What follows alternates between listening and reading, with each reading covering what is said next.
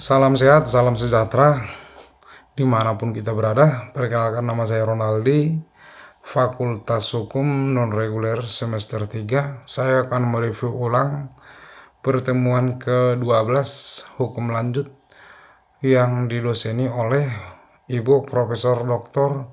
Haji Heni Nureni, SHMH, dan diasisteni oleh Bapak Dr. M. Rendi Ariandi, SHMH, mengenai residif kejahatan-kejahatan tertentu yang termasuk kelompok jenis.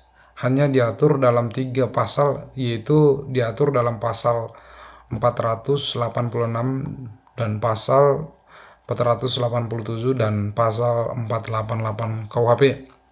Adapun syarat-syaratnya adalah kejahatan yang diulangi harus termasuk dalam satu kelompok jenis dengan kejahatan yang pertama atau terlebih dahulu. Kelompok jenis kejahatan termasuk adalah kelompok jenis kejahatan pasal 486 KUHP mengenai kejahatan terhadap harta benda dan pemalsuan. Misalnya pemalsuan mata uang pasal 244 sampai 248, pemalsuan surat 263 sampai pasal 264 KUHP, pencurian 262 sampai 265, penggelapan, penipuan, kejahatan jabatan dari pasal 415, 417, 425 KUHP,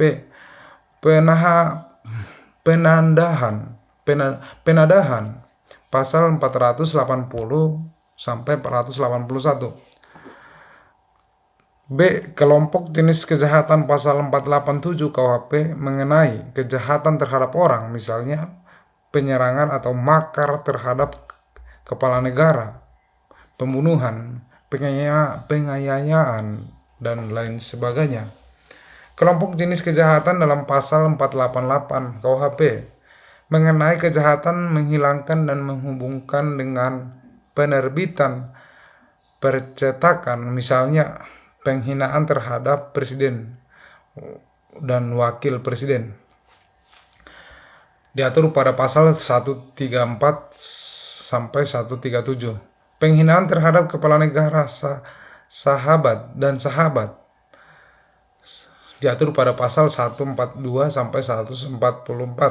Penghinaan terhadap penguasa dan badan umum, diatur pasal 207 sampai 208. Penghinaan terhadap orang, 310 sampai 321. Kejahatan penerbitan dan percetakan adalah diatur dalam pasal 483 sampai 484. Berdasarkan contoh-contoh di atas, maka kejahatan-kejahatan yang diatur dalam pasal 486, pasal 487 dan pasal 488 KUHP itu hanya kejahatan-kejahatan tertentu saja.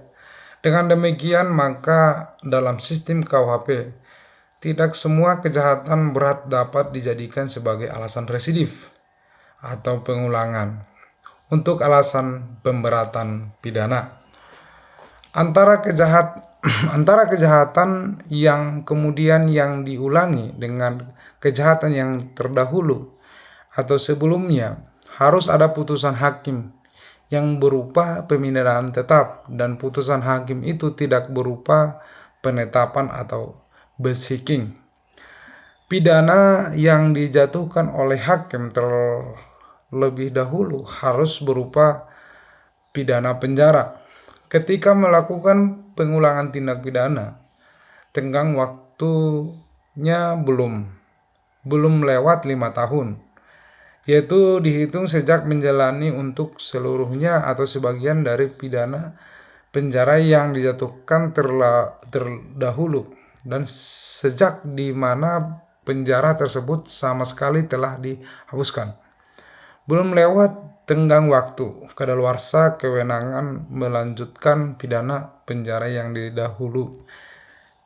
terlebih dahulu. Residif pelanggaran diatur dalam buku 3 KUHP, yaitu ada 14 jenis pelanggaran yang merupakan alasan pemberatan. 1. Pasal 489 kenakalan terhadap orang atau barang. Yang kedua, pasal 492 mabuk di muka umum, merintangi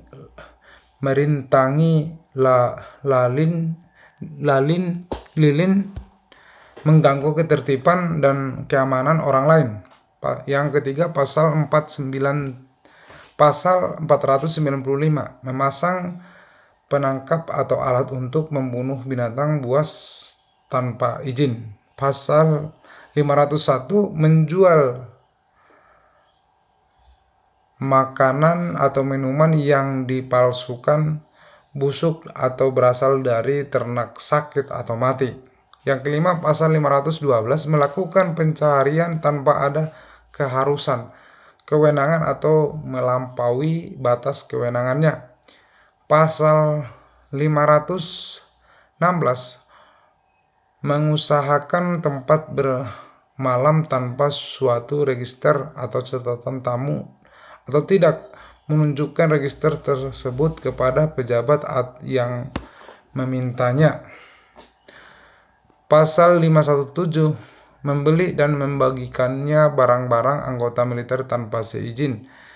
Pasal 530 petugas agama yang melakukan suatu upacara perkawinan sebelum dinyatakan padanya bahwa pelangsungan di muka pejabat catatan sipil telah dilakukan. Pasal 536 dalam keadaan mabuk berada di jalan umum. Pasal 540 memperkerjakan hewan melebihi kekuatan dan atau menyakitinya. 541 menggunakan kuda muatan yang belum tukar gigi. Pasal 544 mengadakan sambung ayam atau jangkrik di jalan umum tanpa izin. Pasal 545 melakukan pencaharian sebagai tukang ramal.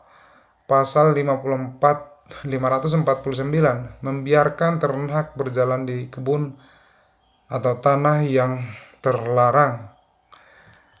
Sekian yang saya dapat saya review di pertemuan ke-12 hukum lanjut. Sekian dan terima kasih.